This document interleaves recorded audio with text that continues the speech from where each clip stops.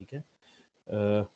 हम बात कर रहे थे कि 1970 पे हम लोग थे, तो 1970 में हमने बात की कि डीबीएमएस एक कमर्शियल रियलिटी बन गया। यानी डीबीएमएस कमर्शियल रियलिटी का मतलब है कि आम ऑफिसेज में, गवर्नमेंट इंस्टीट्यूशंस में, एजुकेशनल इंस्टीट्यूशंस में और हर जगह पे यूज़ होना शुरू। 1980s में क्या हुआ? To overcome the previous limitations of doctor E F Codd, कहते हैं प्रीवियस लिमिटेशंस को ओवरकम करने के लिए डॉक्टर ई एफ कॉर्ड ने और उनके बाकी साथियों ने मिलके डेवलप की क्या, रिलेशनल डेटाबेस मॉडल डेवलप किए, जो 1970s पे उस मॉडल की बेस पे उन्होंने एक डेटाबेस मैनेजमेंट सिस्टम बनाया। उस डेटाबेस मैनेजमेंट सिस्टम को उन्होंने second generation database management system कहा, जो कि लोगों ने बहुत वेलकमली एक्सेप्ट किया और डिफ्यूज हो गया through out the business world in 1980s। 1980s में पूरी दुनिया में 1980s तक वो डेटाबेस मैनेजमेंट सिस्टम इंप्लीमेंट हो गया। तो रिलेशनल डेटा मॉडल में क्या होता है, जैसे मैंने पहले आप लोगों को बताया था कि all the data is represented in the form of table. सारे का सारा जो डेटा होता है वो टेबल्स की फॉर्म में रिप्रेजेंट होता है in the form of rose and columns. The language use for data retrieval is called SQL. और जो लैंग्वेज डेटा के रिट्रीवल के लिए यूज की जाती है, यानी डेटा को इंसर्ट, अपडेट या डिलीट करने के लिए, उस लैंग्वेज को हम लोग एसक्यूएल बोलते हैं, यानी स्ट्रक्चर्ड क्यूरी लैंग्वेज बोलते हैं। ठीक है। उसके बाद बेटा हम लोग पहुंच गए 1990s पे। 1990 is the new era of computing. 1990 में न्यू एरा थी कंप्यूटिंग की। आप लोगों को पता है मोस्टली 90s से पहले पाकिस्तान के अंदर भी इंटरनेट की अवेलेबिलिटी नहीं होती थी बहुत सारी जगहों पे, सिवाय चंद एक गवर्नमेंट ऑफिस के और चंद एक बड़ी बड़ी प्राइवेट कंपनीज के। यानी आम कमर्शियली जो है वो इंटरनेट अवेलेबल नहीं था, और मोबाइल फोन तो तब एग्जिस्ट ही नहीं करते थे, और अगर एग्जिस्ट करते थे तो उनके ऊपर भी इंटरनेट की फैसिलिटी अवेलेबल नहीं थी इस लेवल पे। सो 1990s में 95 में जाके विंडोज भी इंट्रोड्यूस हुई, and then client server computers introduce हुए। उससे पहले सर्वर कंप्यूटर्स यूज होते थे। तो बेटा 1990 is the new era of computing. First of all, first with client server computing. सबसे पहले क्लाइंट सर्वर कंप्यूटिंग ने बहुत ही ज्यादा प्रोग्रेस किया। क्लाइंट सर्वर कंप्यूटिंग में क्या होता है कि आपके पास मल्टीपल क्लाइंट्स होते हैं और वो अपनी सर्विसेज या अपनी रिसोर्सेज के लिए एक ही सर्वर के ऊपर एक्सेस करते हैं, और एक ही सर्वर उनको सर्विसेज और रिसोर्सेज फराहम करता है। And then with the data warehousing, और उसके बाद जब आप इंटरनेट एप्लीकेशंस पर मूव कर गए तो डेटा वेयर हाउसिंग का कॉन्सेप्ट आ गया।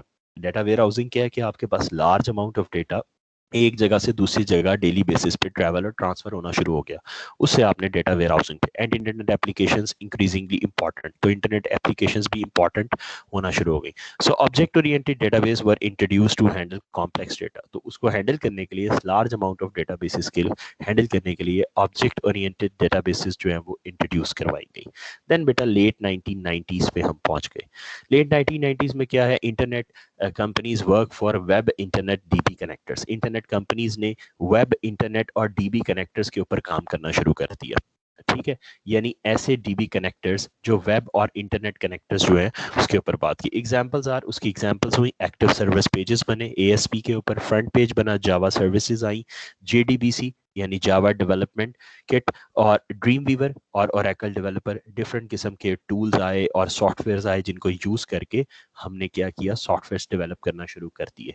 ओपन सोर्स सॉल्यूशंस बने जो कि ऑनलाइन अवेलेबल थे, जैसे कि open source server, free server available थे, जिनमें मोस्टली दो जो फेमस हैं वो है अपाची और माई एसक्यूएल। और आज हम बात करते हैं कि अगर आप के पास 100 वेबसाइट्स हैं तो 100 में से 90 वेबसाइट्स जो हैं वो अपाची और माई सीक्वल के सर्वर के ऊपर रन हो रही हैं, यानी ये इतने फेमस हुए। देन OLTP यानी online transaction processing, and OLAP यानी ऑनलाइन एनालिटिकल प्रोसेसिंग के सॉफ्टवेयर डेवलप होना शुरू हो गए विद मैनी मर्चेंट्स, जिसके ऊपर बहुत सारे मर्चेंट्स यानी सौदागर बेस किया, बिजनेस बेस किए, बिजनेस इसके ऊपर काम करना शुरू कर दिया, और using point of sale technology daily basis पे बहुत सारा डेटा जो है वो इसके ऊपर एक्सेस होना शुरू हुआ और ट्रांसफर होना शुरू हुआ थ्रू 1 and 2 सर्वर डेटाबेसेस। जैसे आज अगर आप बात करें तो एक ब्रांड है, एक ब्रांड की मल्टीपल ब्रांचेस होती हैं, सारा दिन all over the Pakistan multiple branches में जिस जिस आउटलेट में जो जो सेल हो रही है, रात के 12 बजे वो जब सर्वर पे डेटा अप करते हैं तो तमाम पूरे पाकिस्तान का डेटा उनके पास आ जाता है कि किस ब्रांच में कितनी सेल्स हुई, क्या कॉस्ट थी, क्या आया क्या गया, वो सारा कुछ इंटरलिंक्ड होता है। इसी तरह आपके पूरे पाकिस्तान या पूरे लाहौर की आप बात करें, जितनी भी ATM मशीन्स हैं वो सारी आपस में क्या हैं, वेब इंटरनेट और डीबी कनेक्टर्स के साथ अटैच है। ठीक है। सो यहाँ तक हम आज अपने लेक्चर को रखेंगे क्योंकि हमारा लेक्चर का टाइम जो है वो ख़त्म हो रहा है। यहीं से इंशाल्लाह हम इसको कंटिन्यू करेंगे नेक्स्ट लेक्चर में। ठीक है बेटा, तो इंशाल्लाह आप लोग नेक्स्ट लेक्चर में हम यहीं से इसको कंटिन्यू करेंगे। Thank you.